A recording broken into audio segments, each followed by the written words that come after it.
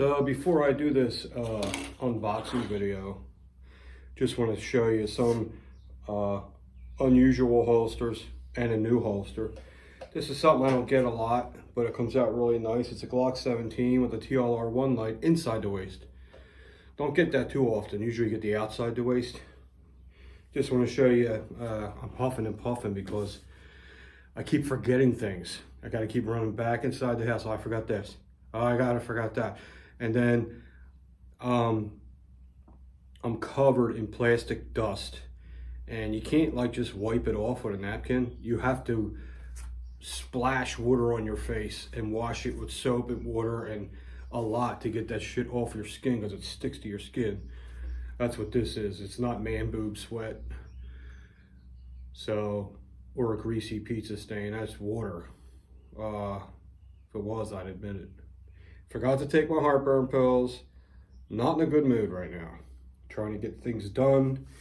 Entertain you guys. Trying to get these holster orders done, which I'm almost caught up now. So, I'm going to show you this beautiful 1911. Before I do, I want to just show you this. This came out exceptionally well. This TLR1 Streamlight G17.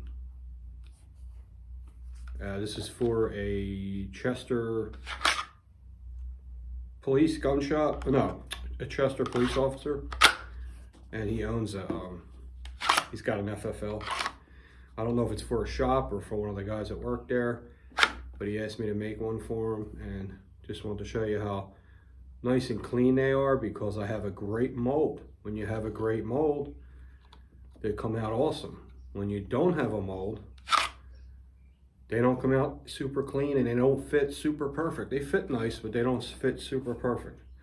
So if you guys want a Glock 17 with a TLR1 light, I do have a superior mold for that one. It comes out splendid. It comes out really, really nice. And this is how I cut them. Try to take all the material as much as I can. You know, there's your adjustments to make it tighter. And remember, there's no real snap and click. It just kind of goes in, squeezes, and holds it. And, you know, the gun don't fall out.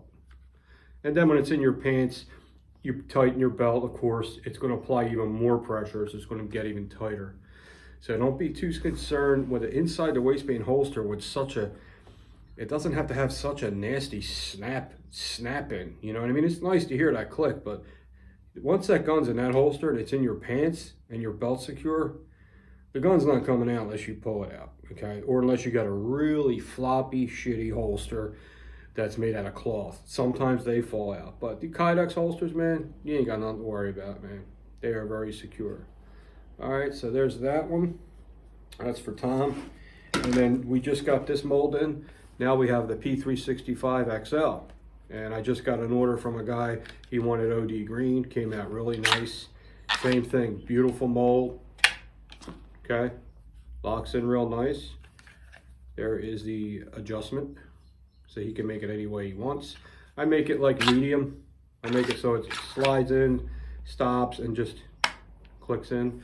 So I'm testing it with a regular size P365 because the holster molds, it's the same gun. The gun's just this much longer, the mold, but I don't have a blue gun for the long one.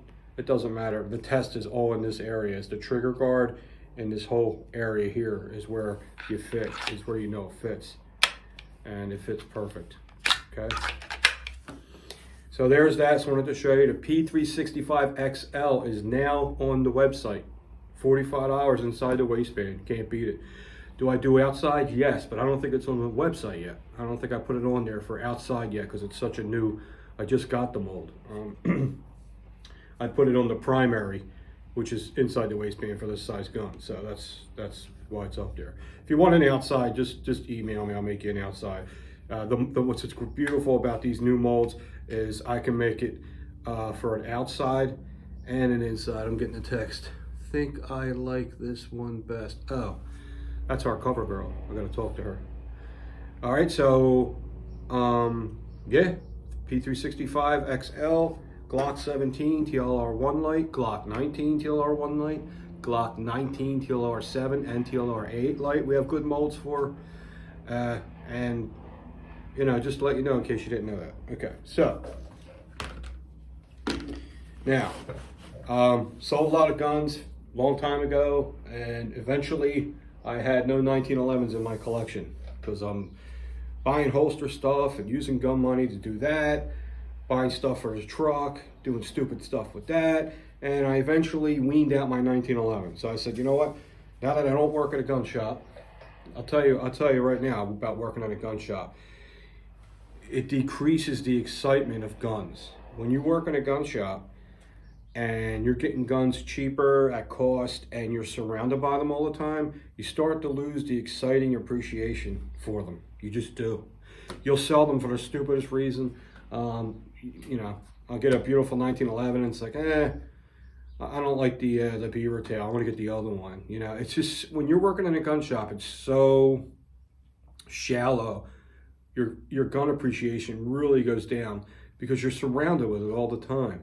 Now that I haven't been there for 6 months, I finally get that little butterfly in my stomach when I get a gun again. That you lose that, you know? You lose that. Unless it's something real extreme, impossible to get, and it costs all this money. Because working in a gun shop, that's what you need to stimulate your little butterflies again. Because you're around Glocks, 1911s all day long, and it's just like dime a dozen. So I said, I'm going to get a 1911. I don't want to spend a lot of money. Be patient. Open the box. Shut the hell up. I know some people are going, you open the box? No, I'm going to tell you a story first. I had a bunch of 1911s, and the best experience I've had shooting-wise, was with the Remington R1 Enhanced. Okay? The Remington R1 Enhanced. And I don't know why. I've, you know, Colts, Kimbers, Ed Brown. I even had the Ed Brown, man. That thing was beautiful. But for some reason, I don't know, maybe because it was the commander size, it had a little bit of, it had a lot of recoil. You really felt the recoil. And when you have RA, which I have, recoil sucks. It's a big factor. I was going to get it 9mm because I really love 1911s and 9mm because they're nice and soft and they shoot like, it feels like you're shooting it like an air. It feels like you're shooting air out the barrel. It's so smooth. It's fun to shoot them. But I said, if I'm only going to have one 1911, it's got to be a 45. So I'm thinking, and the Remington Enhanced 1911 kept popping up in my head. And I said, you know what? I think I'm just going to go for that. It's not a real expensive 1911. It's a good quality 1911. It has a nice trigger. It has a super slick fit.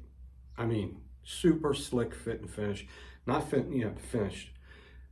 The slide to frame and the way it feels like a Beretta 92. It feels like its own ball bearings. It really does. And then you Lucas oil it, put it back together. It feels amazing. For some reason, the Remingtons feel really good like that. The Kimbers do not. They're very tight and gritty and feeling, and you got to shoot the piss out of them before they get that way. So here it is. Full-size government model, R1 Enhanced 1911 Remington. We've had a lot of these in the shop. We've sold a ton of them. The owner even took one home because he shot it so well.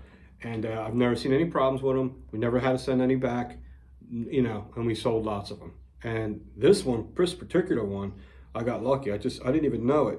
But when I ordered it, I'm like, you know, I love it, but I wish it didn't have that damn silver trigger in there. I wish it was black. And when I got it, it just happened to have a black trigger. So let's clear it. Okay, stainless steel match barrel.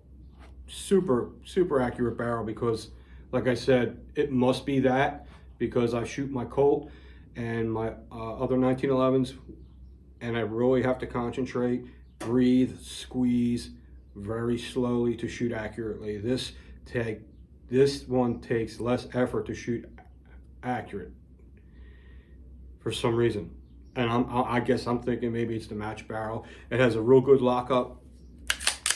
Lockup means when the slide goes to the end of the barrel, how tight it is around the bushing and then the end of the barrel.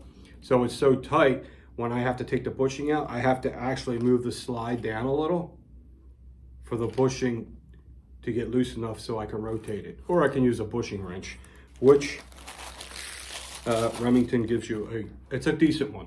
I've seen them, a lot of them. It's good. It's not awesome heavy duty, but it's good. It's nice. They need to be strong and stiff because they have to be able to push down the plunger and move that tight bushing at the same time without bending and slipping off, and then the spring goes flying across the room. The way I take 1911s apart, I cock the slide, I put the safety on, and then I hold it like this, and I push the plunger down, move the bushing. Well, I'll have to take the safety off again to move because I have to pull the slide down a little because it's a tightly made 1911. Some 1911s ain't made that tight. You don't have to do that, but this one is. I guess because it's a match barrel and all that stuff, so it locks up a little tighter up here. And then I turn it, and then you'll feel this pop, and just turn it slow, and I pull this out. Some people leave all this in here, they pull it back, and then pull the slide stop out and take it off. I don't know. I guess that's an okay way to do it. I just don't do it that way because that's how I didn't teach myself to do it that way. I won't do it that way. Magazines are really nice. 8-round mag, so you got 8 plus 1, 9 rounds of 45 and a nice slim full-size gun like this. It's all steel. It's not alloy on the bottom and steel on the top. It's steel top to bottom. The finish matches the slide and the frame. You could tell right away when the finish doesn't match the slide and the frame and it's supposed to be the same color. The frame is alloy, aluminum, or scandium or something like that. But when it's a perfect match, and you can feel the weight, you know it's steel. It's steel, all around steel. So has adjustable match trigger. I never mess with that. These look like to me Metcar magazines, which are my favorite. These mags are awesome. You get 2 8-round mags with it. 1, 2. And I put my custom G10 Punisher grips on it. I think it goes on the gun perfectly. The grips it comes with are awesome. They're just, you know, nothing special, but they're not plastic. They're like wood. These are real wood. So the grips that come on the R1 Enhanced, get the other one this way. This is what it looks like when you'll buy it. They're nice. They have the scalloped for the thumbs, you know. That's nice. So you can reach the magazine release. But I love my Punisher grips. I know it's a little juvenile, but I just, you know, love it. And this thing, I mean, if that ain't butter, I don't know what is. The trigger's great. And it, you know, I haven't even shot it yet. Comes out, there's no grind, has a really nice reset. I'm pulling the trigger, I'm hitting the wall right now, and this is the part where the gun moves. Let's pull through it. Okay, couple little scrapes you feel, and then the hammer drops. After about 500,000 rounds, the trigger's going to feel like it's sliding on ice, wet ice. That's even real slick.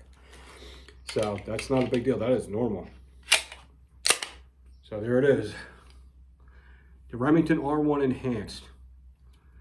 Fiber optic sight, which seems to me, I usually don't like them, but